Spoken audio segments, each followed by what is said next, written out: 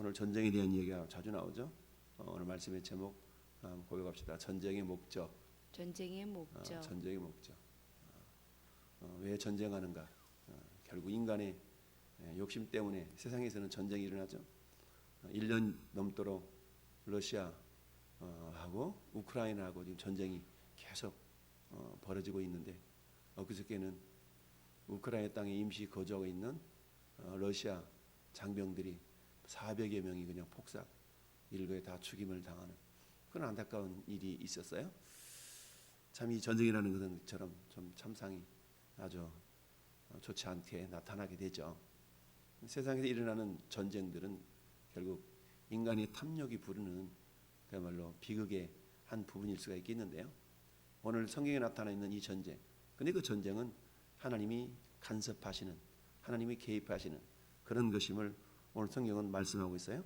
그래서 전쟁의 목적, 왜 하나님께서 전쟁을 허락하셨나라는 것을 보니까 1절 말씀에 이스라엘을 시험하려 하시며, 시험. 여러분 시험을 좋아하는 사람은 없죠.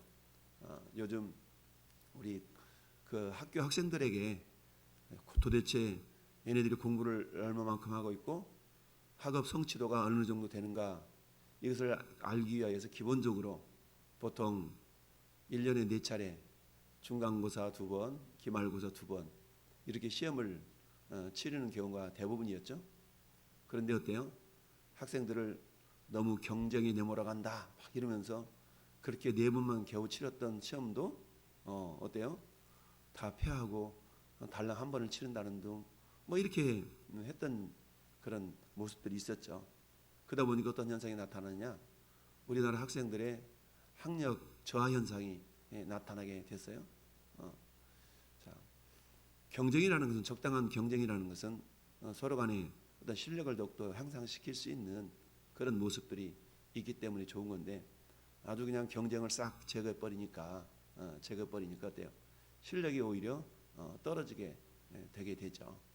그래서 좀 그런 모습들에 대해서 좀 의식 있는 사람들은 다시 한번 평가를 통해서 아이들의 실력을 좀 향상시키고 이런 방향으로 지금 다시 선회하고 있는 교육 시스템인데요. 전쟁을 하나님께서 허락하신 그 목적이 뭐냐? 크게 오늘 본문에 2가지를 이야기를 하고 있는데요. 첫 번째는 이스라엘을 시험하려 했다라는 시험. 그 시험, 우리가 보통 시험 그러면은 테스트라는 말이 있고 또 트라이라는 말도 있고, 영어로 말하면 또 뭐 템프테이션, 영어로 말하면 이렇게 다양한 용어들이 있는데요. 그냥 우리말로는 그냥 시험 이렇게 사용하겠지만 성경 원어에도 시험에 사용되는 단어들이 여러 가지가 있어요. 여러 가지가 있는데 어쨌든 이 시험을 하려 하여 하시며 하나님께서 전쟁을 허락하셨다. 그러면서 그 시험의 내용은 뭐냐?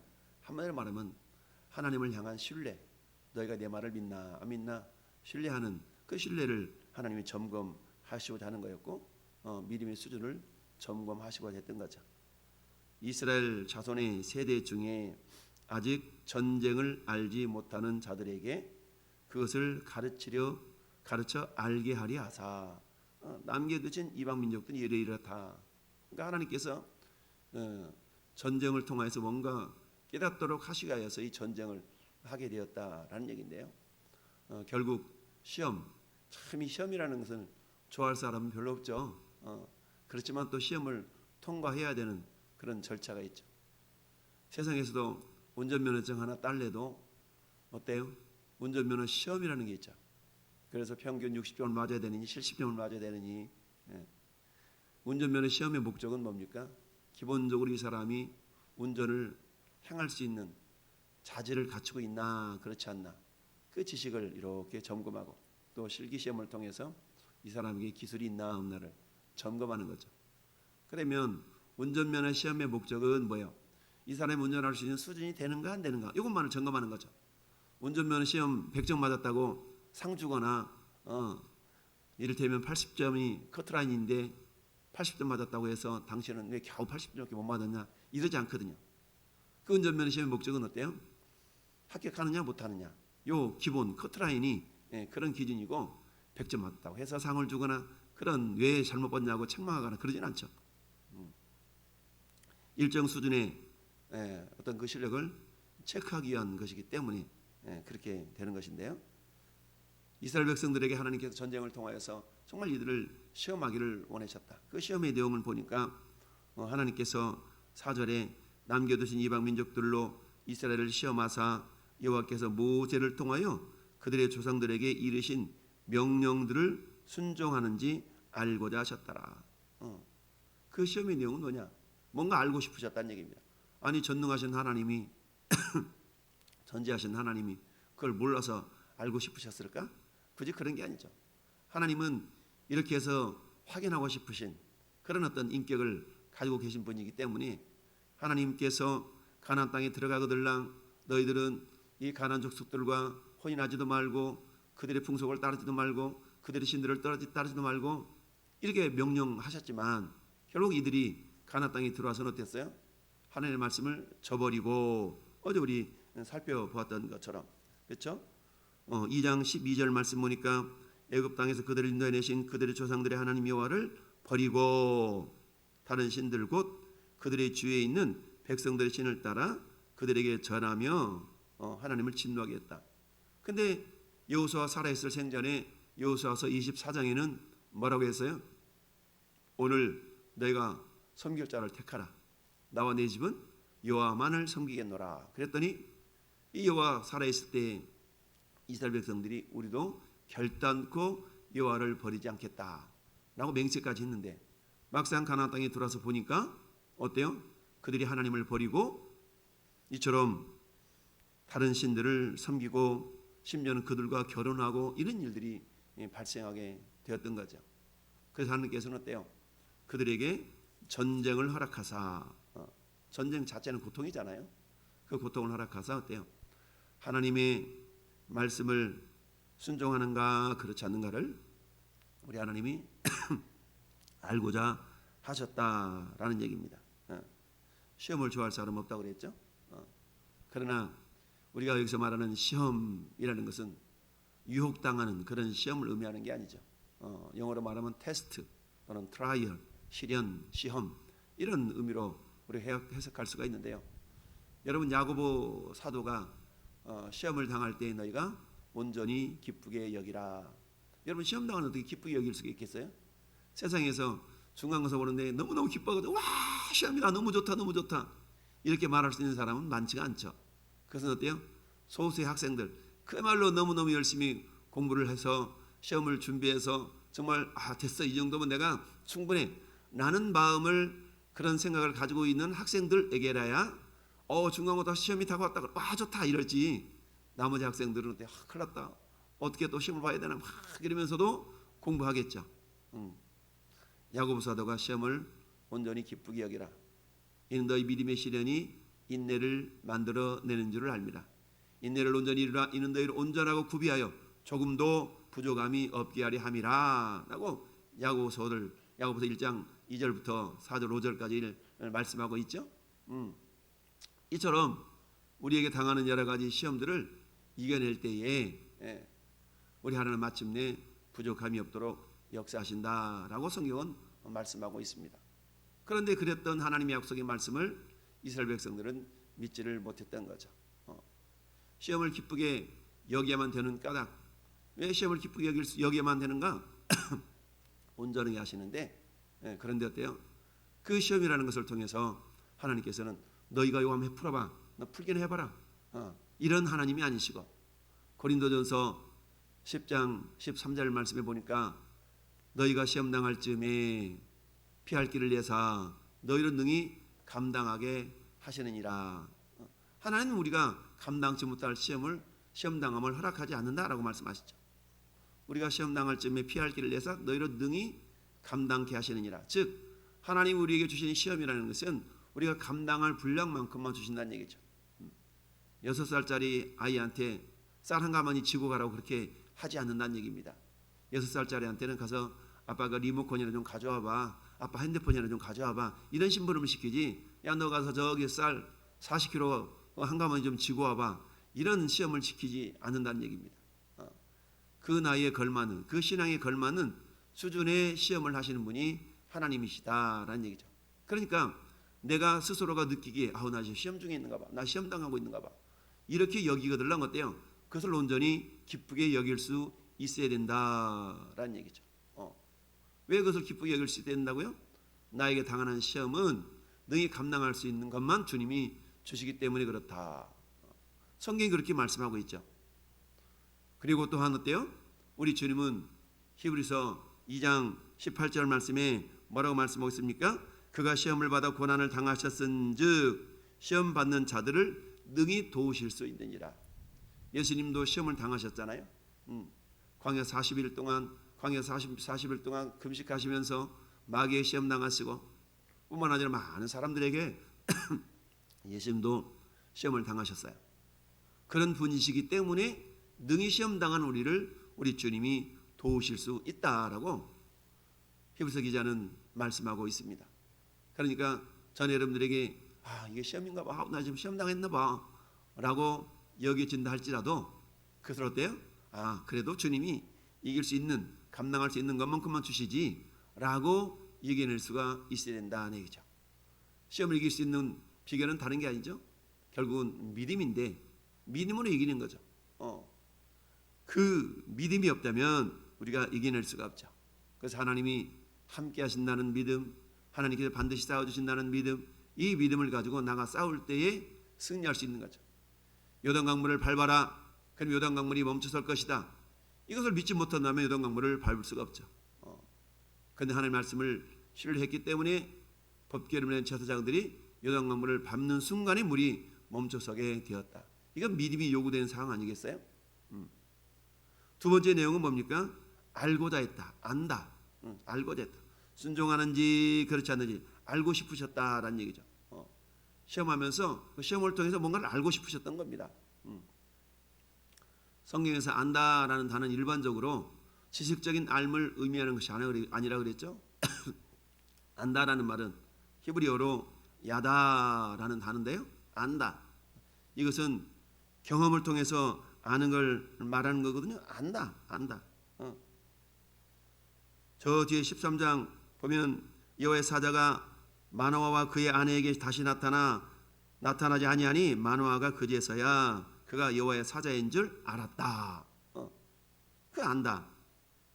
노아가 술이 깨어 그의 작은 아들이 자기에게 행한 일을 알고 경험적인 거죠.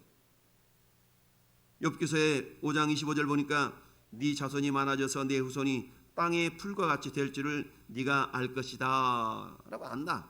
이런 어떤 안다라는 것은 이처럼 경험을 통하여 알아지는 이런 것을 말하는 것이죠. 이처럼 알고 싶다라는 얘기죠. 하나님이 알고 싶으셨다는 얘기죠. 그런 하나님은 오늘날에도 저와 여러분들을 때로는 시험하실 수가 있다는 얘기죠. 시험하신다. 근데 하나님은 시험할 때 여러분 멀리 있는 환경이나 멀리 있는 사람들을 통해서 우리를 시험하지 않죠? 하나님의 시험거리는 어때요? 가장 가까이 있는 내 가족, 내 친지, 내 이웃을 통해서 하나님은 우리를 시험하셔요. 하나님이 이스라엘 백성들을 시험하시는데, 테스트하시는데 멀리 있는 이방 민족이 아니라 그들이 같이 머물고 있는 그 지역에 있는 원주민들을 통해서 하나님이 이스라엘을 시험하신 것처럼 우리를 시험하는 시험거리 요소들은 어때요? 멀리 있는 것이 아니라 가까이 있다라는 얘기입니다. 우리 사모님 요즘 목사님 때문에 일종의 시험당하는 것일 수도 있잖아요. 하나님 왜 이러세요? 저희도 마찬가지. 우리 이제 90 다 되신 어머니를 또 모시고 살아야 되는 그런 상황, 이런 현실, 이런 모습을 가지면서 하나님 왜 이러세요? 저 시험하십니까? 이런 생각이 들 수도 있지만 그게 아니라 하나님 이걸 또 감당케 하시고 이걸 통해 어떤 복을 주시려고 이러시나, 이렇게 우리가 역전의 생각을 가지면서 그걸 또 성경 말씀처럼 감당치 못할 시험당함을 허락하지 아니하시지, 그래 감당할 만큼 하시니까 하나님이 이렇게 하셨지 라고 우리가 믿음으로 긍정적으로 생각해서 이겨내게 되면 반드시 하나님은 합력해서 선을 이루시는 분이기 때문에 복이 되게 하신다라는 사실이죠. 결국 뭡니까? 전쟁을 통해서 이스라엘 백성들이 터득할 수 있는 그런 열매는 결국 이 머리에서 신앙이 가슴으로 왔다가 가슴에 온 손과 발로 나아가는, 즉 지식의 신앙이 알매의 신앙이 삶의 신앙으로 변화되어져 간다라는 것을 하나님은 깨닫도록 하시기 위함이었다라는 얘기죠. 따라합시다. 알매에서 삶으로. 그렇죠. 알매에서 삶으로. 믿음이라는 것은 결국 뭡니까? 성경에 대하여서 우리가 아는 것이 필요는 하지만 성경에 대하여 아는 것이 삶으로 이렇게 사라질 때, 살아낼 때 그것을 믿음이다, 그걸 신앙이다 라고 표현하는 거 아니겠어요? 아무리 지식적으로 성경에 대한 해박한 알미 있다 할지라도 그 알을 삶으로 살아내지 않는다면 그 사람의 믿음은 죽었다라고 성경은 말씀하고 있죠. 오늘 우리가 불렀던 찬송가 337장의 가사처럼 내 모든 시험 무거운 짐을 주 예수 앞에 다 아뢰면, 주님께 다 아뢰면 주님은 이미 시험을 당하셨기 때문에 시험 당하는 자들을 능히 도우실 수 있다라고 히브리서 2장 18절에 말씀하신 것 같이 오늘 하루도 우리는 여러 가지 시험을 당할 수가 있어요. 근데 시험 당하는 시험의 도구들이 멀리 있다고요? 아니요, 가까이 있어요. 내 남편이 될 수도 있고요, 내 자식이 될 수도 있고요, 내가 일하는 그런 직장에서 내 옆에 있는 동료일 수도 있고요. 우리가 시험 당하는 시험의 도구들은 가까이 있지 멀리 있지 않다라는 거죠. 그렇지만 어때요? 하나님은 그런 것들을 통해서 결국 뭡니까? 나를 빚어가는 겁니다. 나를 다듬어가는 거죠. 그 시험을 통해서 하나님이 나를 다듬어가는 거예요.